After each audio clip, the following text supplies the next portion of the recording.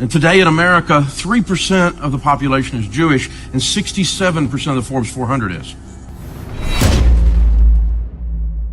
Did you know that the founder of Facebook, Mark Zuckerberg, was named the richest Jew in the world by Forbes back in 2016, with a net worth of $44 billion?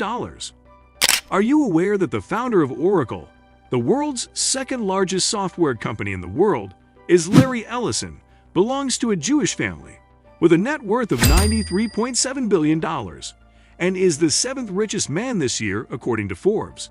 Founders of the tech giant company Google, Larry Page and Sergey Brin, having net worths of $93.07 and $83 billion, respectively, are also Jewish among the top 10 richest people in the world in 2022. More than 100 of the 400 billionaires on Forbes' list of America's wealthiest people are Jewish. According to Forbes, Jews own 6 of the top 20 venture capital funds in the United States. Jews are highly represented on Wall Street, Silicon Valley, the U.S. Congress and administration, Hollywood, TV networks, and American press, far outnumbering their population proportion. So what is the secret to Jewish wealth and fame all around the world? We are going to reveal that in this video. As per the 2020 Pew Research Center study on Jewish Americans, Jews are at least somewhat wealthier than the general population. Half of all American Jews polled claimed six-figure earnings, compared to one-third of all Americans. And the gap grows bigger as you move up. A quarter of American Jews have household earnings of more than $200,000, a level attained by only 4% of Americans generally. So what is it about the Jewish people that makes them so wealthy? Like most true responses to hard questions, the answer is more complex. Emphasis on education. Education is a significant aspect of the Jewish community. The Torah's rules and laws are important to Judaism, and Jews have spent millennia meticulously reading the Torah in order to adhere to its laws. As the Jews understood and applied the commandments, they published more and more writings that went into greater depth. The Mishnah came first, followed by the Talmud, then hundreds of other works of law and commentary. To be fair, not all Jews were intellectuals, but there was a strong focus and high regard put on legal knowledge and education. As a result, Jews tended to achieve greater levels of literacy and numeracy than non-Jewish people in almost every period and location where they resided. Jews excelled in skilled labor and intellectual professions like medicine and finance. They dealt in readily transportable valuable stones and metals. They also developed an entrepreneurial attitude, specializing in high-risk, high-reward businesses and previously unexplored methods of wealth generation. Many Jews grew quite wealthy throughout the centuries, and they naturally spent that income on better education and improved communal living conditions.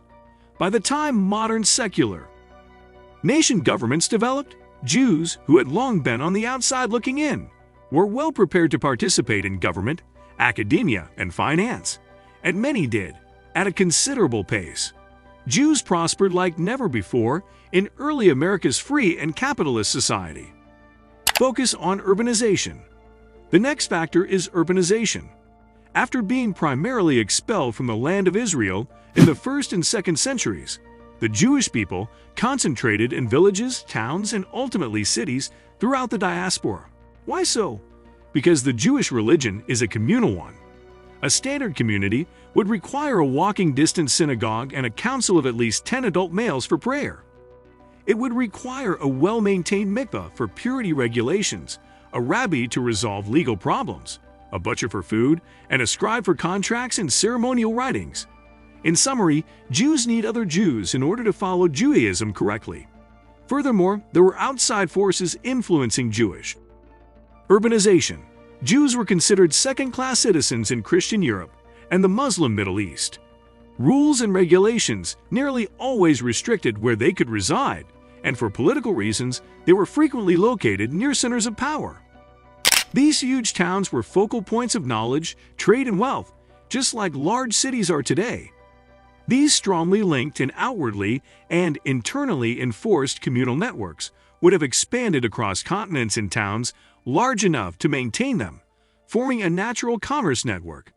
In this sense, Jews would have been ahead of the game in terms of developing financial and commerce networks that would have eliminated the multiple intermediaries necessary for a German or Frenchman to achieve the same thing. Another significant contributor to Jewish wealth is their special place in the Catholic community. Like Jewish law, early church law prohibited lenders from collecting interest on loans made between Christians. Jews were exempted from the money-lending restriction and so enjoyed an ironic monopoly that lasted for a few centuries. Concept of increasing wealth by giving charity. Another significant aspect of wealth among Jews is the act of giving charity. The concept that donors profit as much or more than needy recipients is taught in Judaism, and it is a recurring subject in Jewish tradition. Giving charity is an essential commandment that many Jews follow.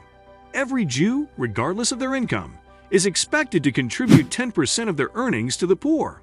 However, a charity may also be defined as volunteer work, or doing something beneficial to give back to society. Many people may save their extra change or cash in a personal charity box, which resembles a piggy bank. When it's full, they'll contribute it to a charity of their choices, such as a homeless shelter, food bank, or elderly care facility. The final donation is frequently provided in the form of a check. These charity boxes can also be seen at kosher grocery stores and other Jewish businesses, allowing consumers to conveniently make donations that will be distributed to the needy. Following the teachings of Judaism, the Torah teaches Jews to be loyal in their business dealings, and the fact that the great majority of Jews follow these instructions contributes to their success. This makes Jews more trustworthy, efficient, and reliable business partners all over the world, providing them with a solid financial foothold wherever they are located. The poor are to be valued and safeguarded, not oppressed, according to judicial law. It also emphasizes that there is no place in business for any sort of dishonesty, and every act of dishonesty, such as overpricing and other dishonest business tactics, is an assault on a consumer's rights. Diversification in businesses. The Jewish people believe in diversification. They believe in investing capital such that it is not too exposed to one risk or asset, but rather distributes it out to lessen risks. In other words, they do not put all of their eggs in one basket. That is why they diversify and enter into different businesses that provide them with solid financial rewards while reducing risks. Network marketing is also boosted by the Jewish community. They strengthen teamwork and collaboration in their community and invest in one another in order to build a financially robust and self-sufficient community. They also use Sabbath days, synagogues, and Jewish holidays to bring people together and form long-lasting personal and business partnerships. Mutual success in the community. The Jewish community recognizes that the success of another will boost their own. Therefore, they share their expertise and advise each other on how to improve their financial practices. The Jews are encouraged to study and research because they think that the key to success is to always learn and improve oneself. Although this is a true belief, the Jewish community takes it very seriously. Many educational and religious teachings are geared at instilling strong financial ethics among themselves, which adds significantly to the immense wealth they possess. Even the world-famous Mark Zuckerberg was raised in a Reformed Jewish family and enjoys offering advice to aspiring entrepreneurs. Resilience and hard work. The Jews are natural warriors in every manner, not just physical strength. It's in their nature, and it has to be, given the number of incursions they have experienced throughout history. They were not allowed to possess landed estates in Europe, so they took advantage of their financial efficiency and became traders and merchants, rising to financial prominence and eventually creating the first Jewish banks. Because of their solid financial experience, they were able to manage transactions, transfers, and day-to-day financial services. They also took advantage of money lending with interest, which was a very profitable business. Their rapidly increasing financial power sparked widespread envy and hatred. Gaining financial knowledge. Jewish people think that understanding historical financial patterns and occurrences might help them avoid making mistakes in the future. They think that nothing is new and that patterns repeat themselves over time. Therefore, they invest time and energy in understanding market cycles and gaining a foothold in global currencies. Furthermore, unlike typical homes, where parents place a high value on their children's formal education without involving them in day-to-day financial activities, and do not take the time to teach their children about finances. Jewish people have immaculate financial knowledge about wealth and property management passed down from generation to generation and make it a priority to teach their children about money. So are Jews wealthy? Yes, statistically. Because Jews value education, they move to metropolitan areas with greater economic opportunities, and they have built a culture that promotes entrepreneurship. The Jews did not concentrate in cities or prioritize education in order to become wealthy. They performed these things in order to protect what they had, their way of life and their Torah.